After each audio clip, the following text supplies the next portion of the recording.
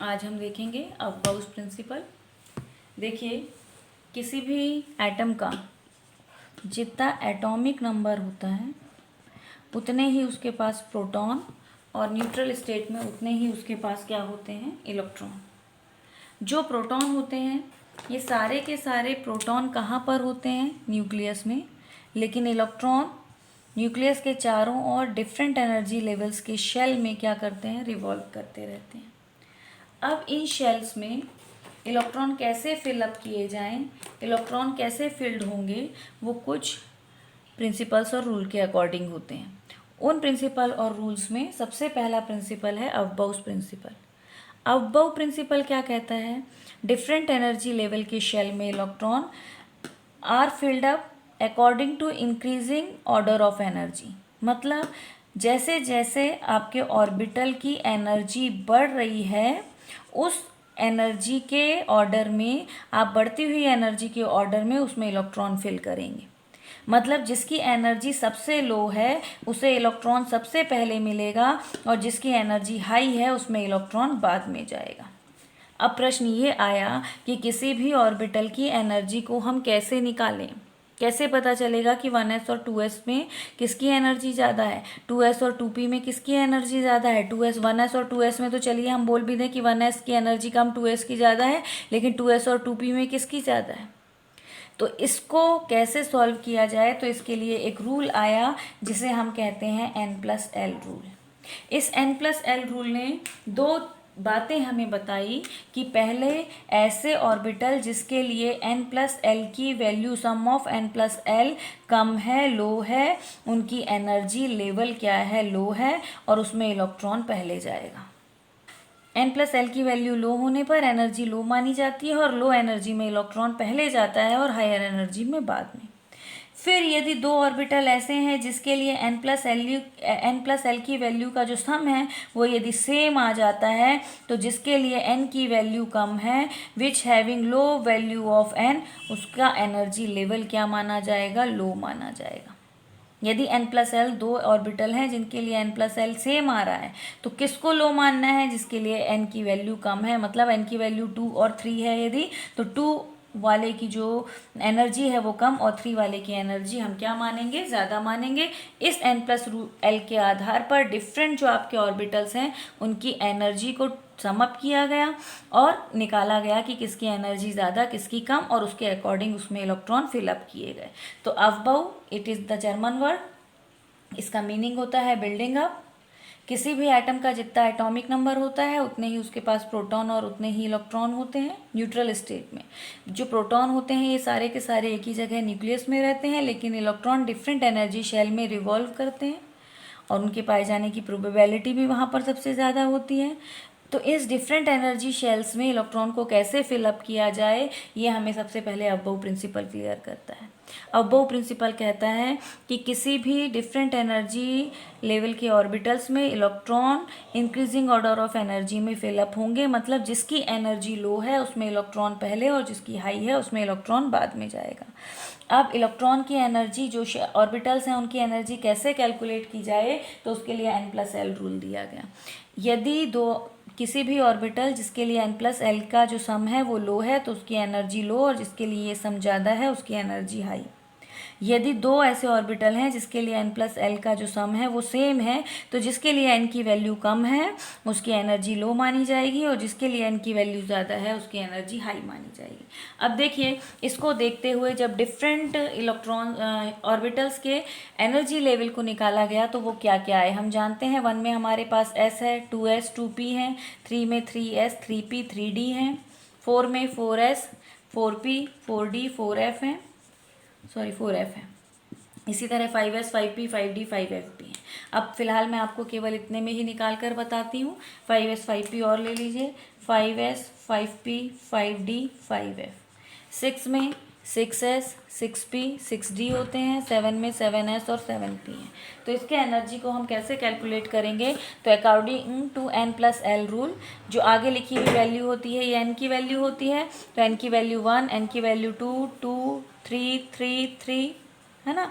इनकी values n+l का हमें क्या निकालना है, सम अप करना है। इसके लिए 4 4 4 4, ये 5 5 5 5 आ गया। ये वैल्यू कितनी 6, जो आगे लिखी हुई वैल्यू है वो n की वैल्यू है। s की वैल्यू हम जानते हैं, s की वैल्यू क्या है, l की वैल्यू क्या है, l की value 0 for s, 1 for p, 2 for d, 3 for f। ये हम पहले ही क्वांटम नंबर में पढ़ चुके हैं। तो अब हम n प्लस l को कैलकुलेट करें तो s है तो 0, 1 प्लस 0 1, 1 प्लस 0 2, p है तो 1, ये हो जाएगा 3, s है तो 0, ये हो जाएगा 3, ये प्लस 1 तो ये हो जाएगा 4, ये प्लस 2 तो ये हो जाएगा 5, 0 तो 4, p है तो 1 आएगा 5, d है तो 2 आएगा 6, f है तो 3 आएगा 7, 5 plus 0 equal to 5, 5 plus 1 equal to 6, 5 plus 2 equal to 7, 5 plus 3 equal to 8। इसी तरह 6s में 6 plus 0, 6 plus 1, 6 plus 2, 7 plus 0, 7 plus 1, ये आ गए हमारे पास डिफरेंट एनर्जी। अब उन्होंने क्या कहा, जिसके लिए n प्लस एल की वैल्यू सबसे कम है, उसकी एनर्जी सबसे कम है, उसमें इलेक्ट्रॉन सबसे पहले जाएगा। तो सबसे पहले इलेक्ट्रॉन किस में जाएगा, 1s में। उसके बाद 2 वैल्यू कहीं नहीं है तो 2 मिली, हमने 2 लिखा, किसके लिए है, 2s की।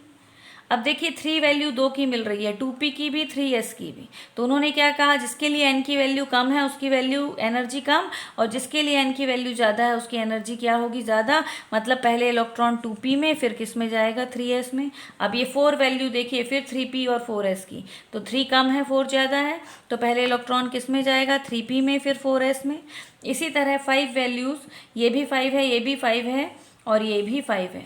किस किस के लिए, तो 3D के लिए आया 5, 4s के बाद किस में जाएगा, 3D में, फिर किस में जाएगा, 4p में, फिर किस में जाएगा, 5s में। इस तरह हम एनर्जी के अकॉर्डिंग उनको इंक्रीजिंग एनर्जी लेवल के आधार पर लिख लेंगे।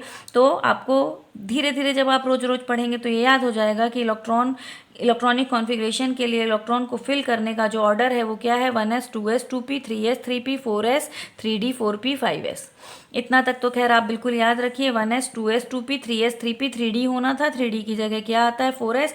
4s क्यों आया, क्योंकि एनर्जी 4s की किससे कम है, 3d से कम है, इसलिए 4s पहले और 3d बाद में आया।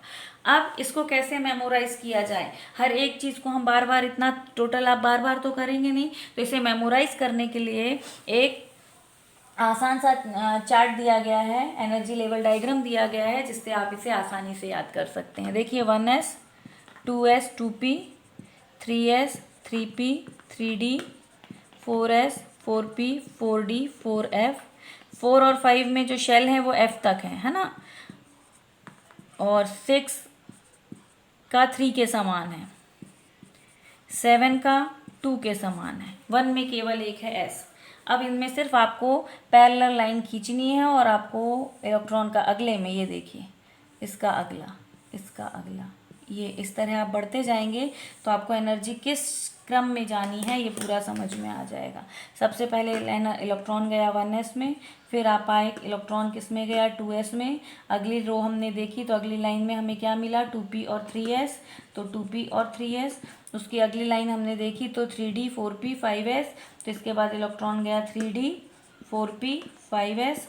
उसके बाद इलेक्ट्रॉन देखा तो 4d 5p 6s, 4d 5p 6s।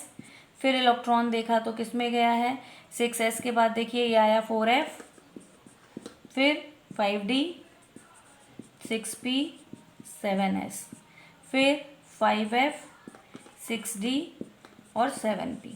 इस तरह हमारा टोटल ऑर्डर हमें मिल गया कि इलेक्ट्रॉन कैसे फिल करने हैं। तो 1s 2s 2p 3s 3d 3s 3p 3s 3p 4s 3d, ये छूट गया शायद एक रो, 1s 2s 2p 3s 3p 4s 3d 4p 5s 4d 5p 6s 4f 5d 6p 7s 5f 6d 7p।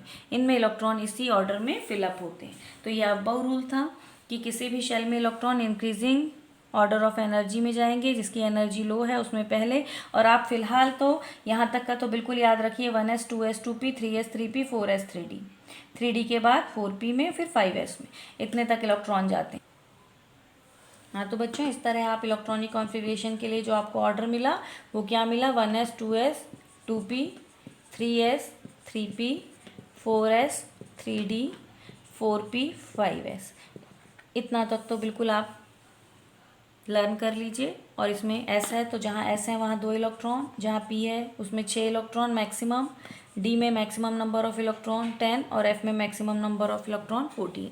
अब मान लीजिए मैंने आपको कहा किसी भी एटम का कैल्शियम का एटॉमिक नंबर 20 है, इसका इलेक्ट्रॉनिक कॉन्फ़िगरेशन कीजिए। तो आप क्या करेंगे, 1s, एस में 2 जा सकते हैं, उसके बाद सेकेंड को उठाया 2s2 2p6, अभी कितने हो गए, 10 हो गए, अभी भी हमारे पास 10 है। तो 3s2 3p6 18 हो गए। तो जो 2 आएंगे वो अगले में आएंगे, किस में, 4s2 में। ये हो जाएगा आपके कैल्शियम का इलेक्ट्रॉनिक कॉन्फ़िगरेशन। इस तरह हम इलेक्ट्रॉनिक कॉन्फ़िगरेशन करते हैं। वैसे भी मैंने इलेक्ट्रॉनिक कॉन्फ़िगरेशन पर एक अलग से वीडियो बनाया हुआ है, उसे ज़रूर देखिएगा। और आपकी जो पीरियोडिक टेबल है वो बिल्कुल अबव में जो एनर्जी लेवल आपको बताया गया है इलेक्ट्रॉन के फिलअप होने का, उसी के अकॉर्डिंग बनी हुई है। तो पीरियोडिक टेबल को यदि आप समझेंगे तो देखेंगे 1s फिर 2s 2p 3s 3p फिर 4s आता है, देन 3d लगते हैं, 3d फिर 4p आता है। इसी तरह इलेक्ट्रॉन उसमें फिलअप होते हैं और पीरियोडिक टेबल आपकी बिल्कुल अबव प्रिंसिपल्स के अकॉर्डिंग ही तैयार हुई है। Thank you students.